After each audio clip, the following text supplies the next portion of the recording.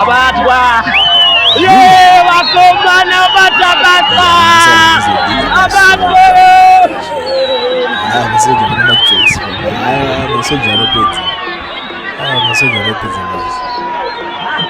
I think maybe training Wakomana batabata.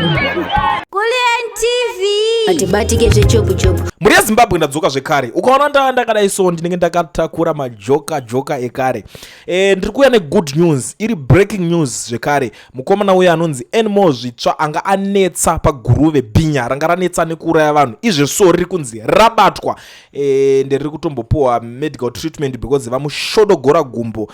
Unongoziva kuti nyaya iripo ndeyekuti most of the times asi nyaya dzekutamba nadzoka dzekuti unongo uchinzi uri kupedza kungonikirina vanhu. So mukomana uya anga ari kunzi asi kubatika zvekumhanya, vamwe vachitaura madimikira mashoko akasiyana-siyana, but ini pakutaura kwandanga ndiri kuzviita kubva kumashure kwesoko ndakatoitaura ndikati mufananidzo kana kuti foto riri kufambiswa richinzi ndiye munhu wavari kutsvaga haasiriye, nekuti vanhu vari kuGuruve vaitaura kuti zvoni munhu wamuri kutsvaga nekala yake zvakasiyana, iye wacho pachake mutsvuku but uyo ari kutsvagwa anyaita mutema. Vamwe vakati aiwa foto riri kutaurwa iri anenge munin'ina wake, saka unozoziva kani manje nditaura kuti kazotarisa netraining dzemapurisa dziya manje. But thank goodness masoja vanhu vekuti vakasvika vanokoti drag ground. Munozviziva kuti masoja aya anogona kutosensa kuti panapa pana vanhu vangani pasango panapa. Training dzavanopowa dziri extraordinary, zvasiyana netraining dzechinherera dzinenge dzakapiwa vamwe vaya. Hatisi kuda kushora zvedu but tinoda kungotaura zvinhu zvinenge zviripo paground. Regedzai tione Enmo zvitsva achitaura mareasons waiurayire chii vanhu zvinenge zvichataurika here. The next thing uchanzozonza iye anenge akunodeclare unza he is mentally unstable, but evataura kuti he is mentally stable because vanhu vanga vamirira kakuti chamari maurayire aya vanhu abhore. Inzwa zvaakutaura.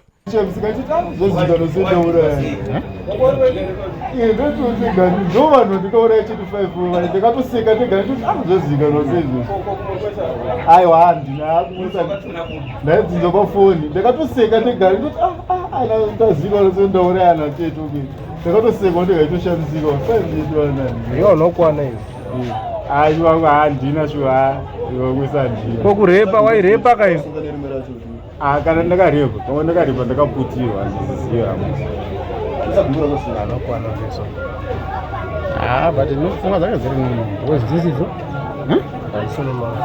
ndarama tiziro anga achita munhu anoratidza kuti waya anga asingaite direct confrontation waya anga asingaite direct confrontation nemasecurity force anga achitiza apa naitiziva ntsaka chikafu baba muziva akachikupa chikafu ndiani ndainotenga mushonga aikupa chikafu mari yacho waiwana ndakanoka gold wanuka gold ndakakura chimwe chinhu chinonetsa manje chekuti ukazotarisa Zimbabwe polisi yacho inenge iripo zvayo yabhizi kubudisa mazitsamba ayo tazoita joint operation chichi tinongoti the good thing is mukomana abatwa ndiye munhu wacho chaiche. Even tikada kunyatsotarisa woda kuongorora face yemunhu, ukatarisa face yemunhu ari kunetsa achinzi ari kupedza bata vanhu ari kuita sei, wotarisa neface iri kubuda apa yemunhu uri kuona musiyano wacho wakanyanyisa. Saka netraining yaya inopuhwa manhingirikini yaya inozati inini I blame these guys because andiziva kuti akatanga kubudisa foto, maybe akabudisa ke foto repachitupa, I don't know kuti zvakanyatsofamba sei, pamwe zvichida pamwe nderepachitupa, but kusiyana kwacho wotaza munhu aizobatika sei munhu akadai so iyeye, and he is even laughing. He's not bothered at all.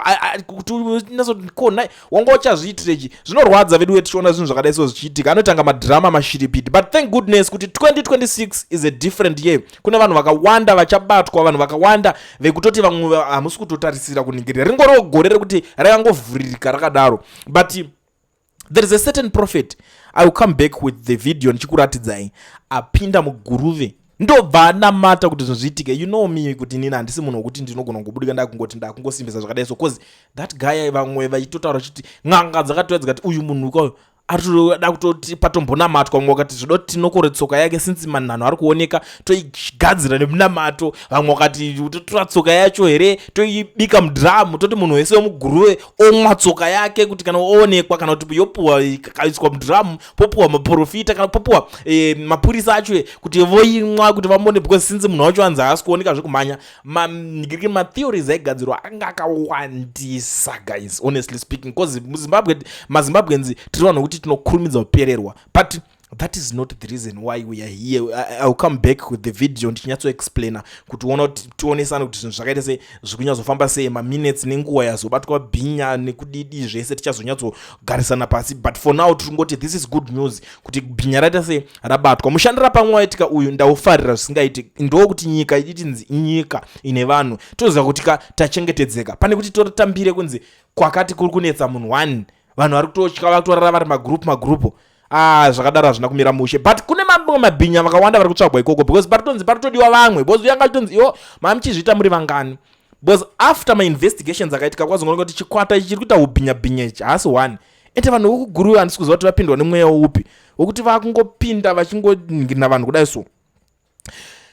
Mera tiisire panapa nyaya ndabva ndakusiyai makateerera muchiona zvaitika zvese, but ndabva ndatoshandisa mukana wakakosha. Vanhu vari muSouth Africa vaya vanoda kuregisterwa makambani nekuvhurirwa maFNB business account, ndauya neplug 1 nyowani maplug manyama rinonzi education research. Vamwe munongoinzwa ichingoningirina gore rineri vane udobidobi huripo hwavari kuitira vanhu. Zvakangokosha kuti uvagara wavabata vakuregistere kambani wokuvhurira FNB business account usina work permit kana study permit. Unotaura navo nokuti mukoma owen ndabuda nepaCoolient ndaona muchitaurwa paCoolient kunzi muri kukwanisa kuregister vanhu because imi munozviziva kuti Coolient ari reliable, saka obvious ndinokuunzirewo zvinhu zviri reliable. Atikuunzirewo zvinhu zvokuti munozochema mangwana.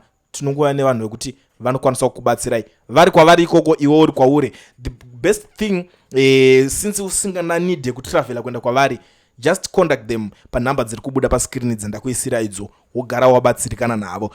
Ndisingapedze nguva yenyu sare makaona nyaya dzeguruve dzonetsaka idzi, ona izvi zvanyatsoitika izvo makasununguka, musakangane kusiya malaika nyaya dzacho. Nyaya dzepaCoolient dzoda kugara wakalaika kamavidheos acho ekuti tirambe tichiita chipower simba rekuti tikwanise kukupai zvimwe zvinenge zvichiitika.